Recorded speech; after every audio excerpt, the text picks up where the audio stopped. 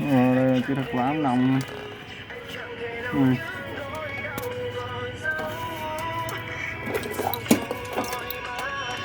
Nhưng mình cắt ống luôn.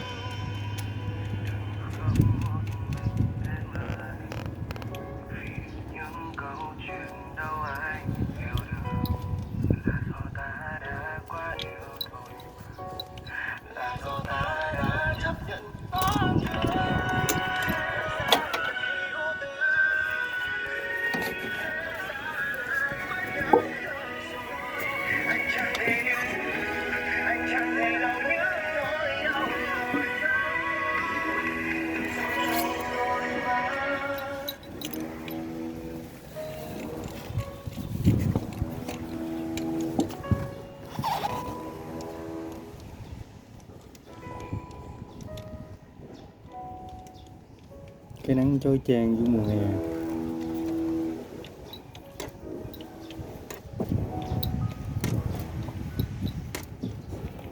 Nhiệt độ nóc nhà này tầm chắc khoảng 45 độ.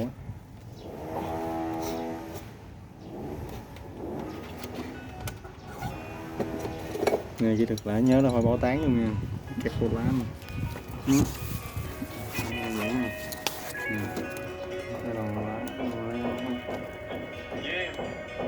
Có lúc lên và có lúc xuống, nhiều mộng mơ muốn cuốn, có lúc cười tươi và cũng có lúc buồn, có khi nắm chặt và cũng có lúc buồn. 5 năm trôi qua tôi không thay đổi nhiều, lông bông như gió nhưng chưa hề đổi chiều. Đi từ bình minh trở về khi chiều đánh đỏ, vẫn gầy vẫn được uống cà phê trong quán nhỏ.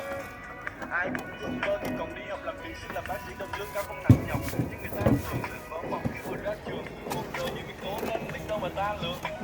Tôi đã từng tự tin về bản thân, nó như là rào chắn như bẫy của thổ dân. Trôi tôi như hối sau cuộc từ trong vô lý, nên tôi đâu biết đời vẫn rộng cho tôi đi ngoài kia. Bao người vốn khó gấp cả trăm lần, tôi có mấy nhà chim tôi có định sáng đến trong ngần. Có những bữa cơm với gia đình là bấm họ không nhà không tuổi đang mơ ước gần. 5 năm với công việc của tôi gắn bó, có người hỏi tôi tại sao tôi không bỏ. Đời tôi vẫn không thể này làm đó, nhưng tôi đã với đảo rất là lo. Đi cho xong con đường dài, đồ đầy ở trên vai, đường nào chẳng chút cái. Làm sao không bao giờ tôi dù sương đang tuôn rơi trọn ngày. Gặp chuyện hôm qua, thì mấy ngày hôm Coi cái đầu lá nữa ha. Ok không? Đó, đẹp liền. Ok.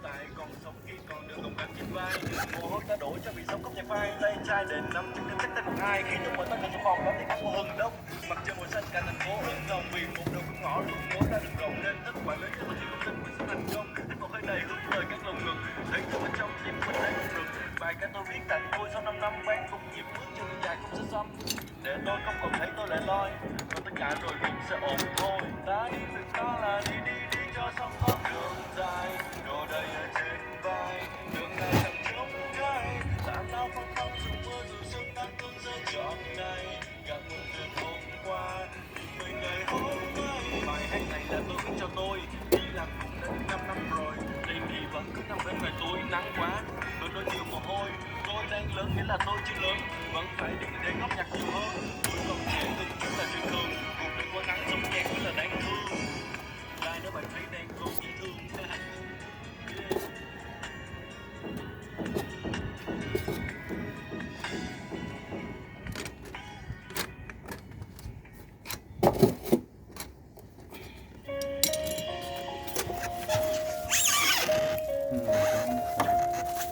Ok. Giờ tiến hành lắp đặt vô máy đây.